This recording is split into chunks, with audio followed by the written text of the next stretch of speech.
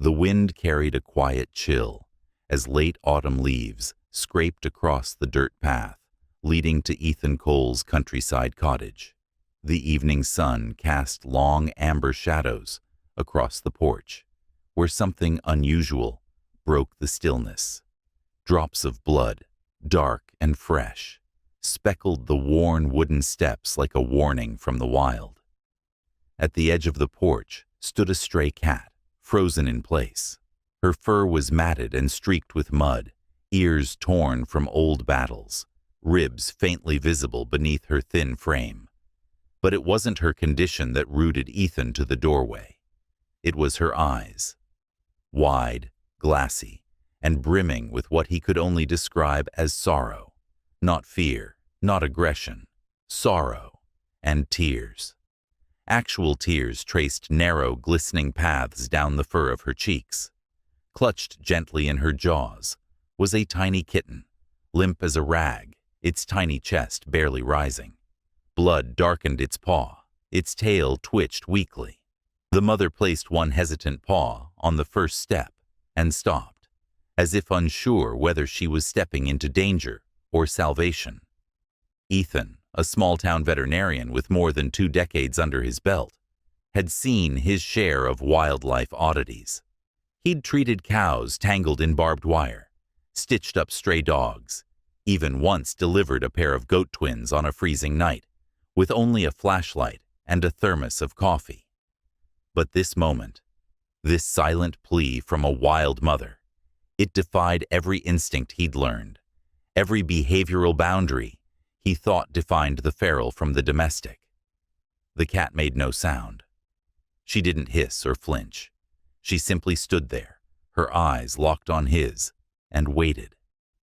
And Ethan realized she hadn't come by accident. She had come with purpose. And she had come to him. Easy now. Ethan's voice came out as barely more than a breath, soft and steady, like the wind rustling the brittle grass beyond the fence line. He slowly raised both hands in front of him, palms open, not in fear, but in reverence, like someone approaching a sacred moment rather than a stray cat. He didn't recognize her. She wasn't one of the usual drifters who wandered near the barn or scrounged by the compost heap. But something about her posture, the controlled stillness of her frame, told him she wasn't feral in the usual sense. There was no tension in her shoulders, no telltale twitch of aggression in her tail. She didn't arch her back or flatten her ears. Instead, with solemn care, she bent down and released the kitten from her jaws, placing it gently onto the weathered porch boards like an offering. Then she took a single step back. Her eyes never left his. The kitten lay motionless, a fragile tangle of fur and bone, barely larger than the palm of Ethan's hand. Its chest rose and fell in shallow, rasping heaves, each breath a struggle. Its fur, dull and clumped, revealed every detail of its emaciated body. Ribs sharp against paper-thin skin, limbs too thin to support any weight. A thick ring of dried mucus crusted around its nose and lips. Ethan's trained eyes saw the signs instantly. Pneumonia, advanced, a death sentence in the wild. Then, without warning, the mother cat let out a sound, deep and low and heartbreakingly raw. Not the hiss of defense or the meow of hunger, but a guttural, almost human murmur. It trembled through the cold air, a cracked whisper of grief and desperation. It was not a sound of warning. It was a plea. Ethan felt the weight of that sound settle in his chest. It was more than a cry. It was a question, a surrender, a reaching across a vast and ancient divide between species. Please, it seemed to say. Help him. And somehow, impossibly, he understood. Ethan stood frozen for a moment, heart pounding harder than he wanted to admit. He'd drawn the line long ago. Observe, offer scraps, even set out the occasional blanket in winter, but never intervene. That's what he told himself. The line between compassion and interference was thin, especially in the world of strays where boundaries meant survival. But this wasn't just a half-starved feral begging for scraps. This was something else entirely. The mother cat sat barely 2 feet away, her body taut with watchful tension. She didn't growl or flee, but the set of her shoulders, the twitch of her tail, the glint in her tear-streaked eyes, everything about her radiated both warning and trust. She was asking. She was hoping.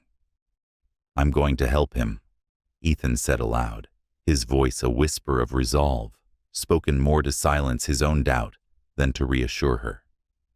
The words felt strange in the open air, but right, like they belonged in this quiet, impossible moment. Slowly, with the care of someone defusing a bomb, he crouched and extended his hand toward the limp form on the porch. The mother's ears flicked. Her back paw shifted slightly, claws unsheathed, catching a sliver of light. One wrong move and she might strike, or vanish with her kitten into the brush. But she didn't. She held her ground, locked in a silent tension, muscles coiled and trembling under her thin fur. Ethan's fingers brushed the kitten's body, hot with fever, too light, too fragile. Carefully, he lifted the tiny creature into his hands. It didn't resist, didn't cry, just let out a weak, wheezing exhale, barely more than a breath. The mother's eyes followed every motion, her breathing quickened. But still, she stayed. She let him take her baby. And in that moment, Ethan understood. This wasn't just a decision to help.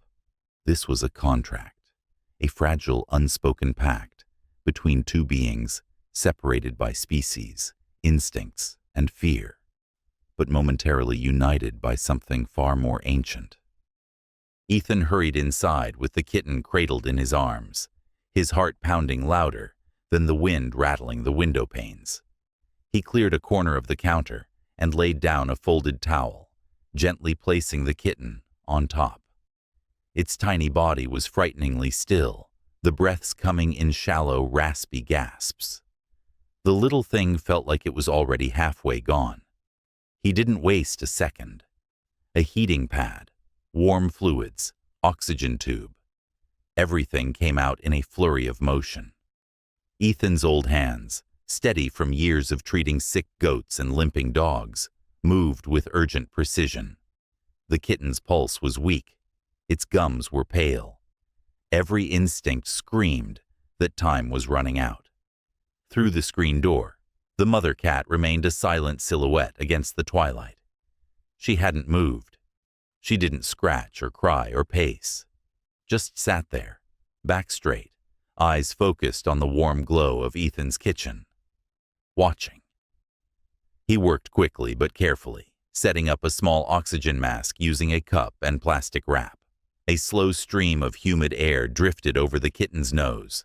Antibiotics next. Low dose, fast-acting. A subcutaneous shot of fluid followed. Then glucose. Ethan whispered to the kitten without realizing it. Soft nonsense words, steady tones, anything to fill the silence and keep himself anchored. He didn't even know if the kitten could hear him. By midnight, the fever had peaked. Around 2 a.m., the shallow breathing began to deepen. The little body twitched once, then went still again.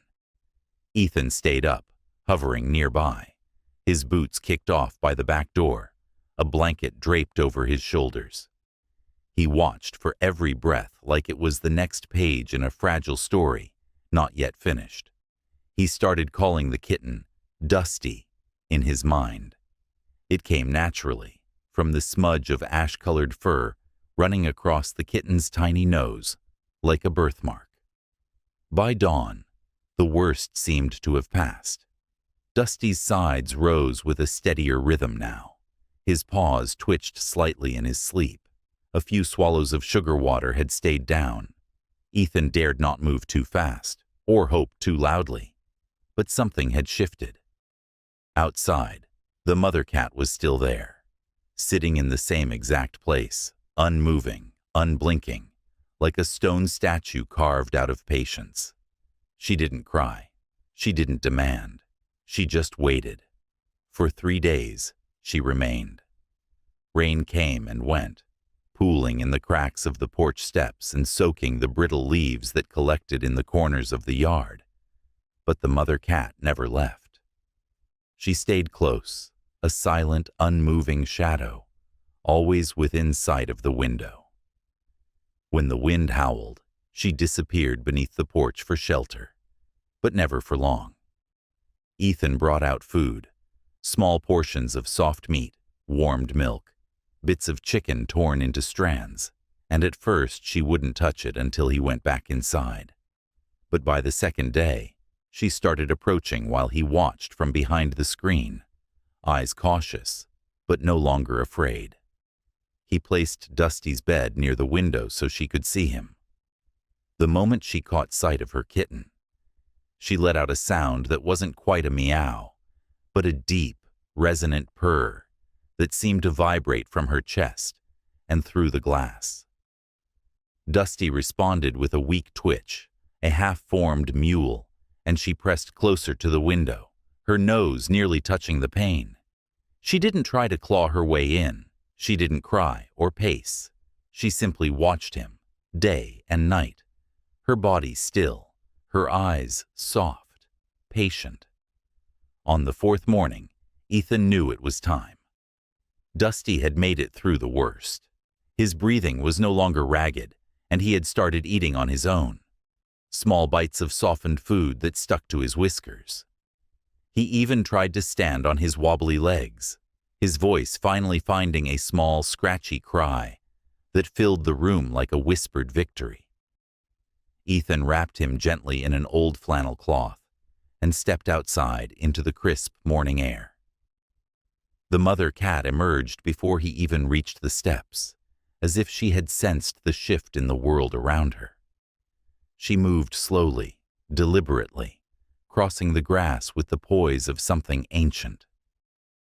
Ethan crouched down and laid the kitten in the grass.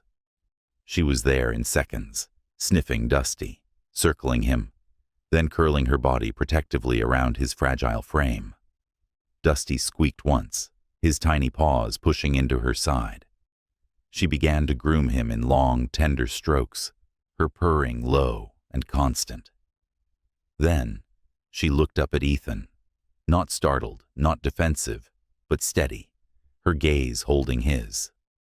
And in that moment, there was something passed between them.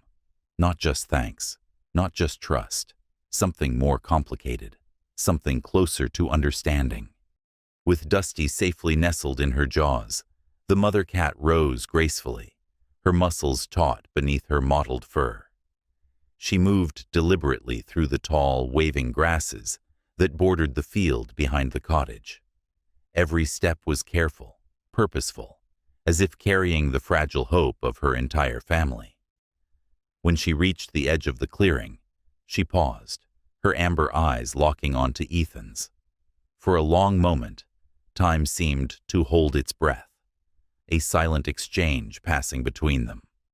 Then, with a final slow blink, she turned away, disappearing into the wild greenery with her precious cargo, leaving Ethan standing alone on the porch, a mixture of relief and something deeper settling in his chest.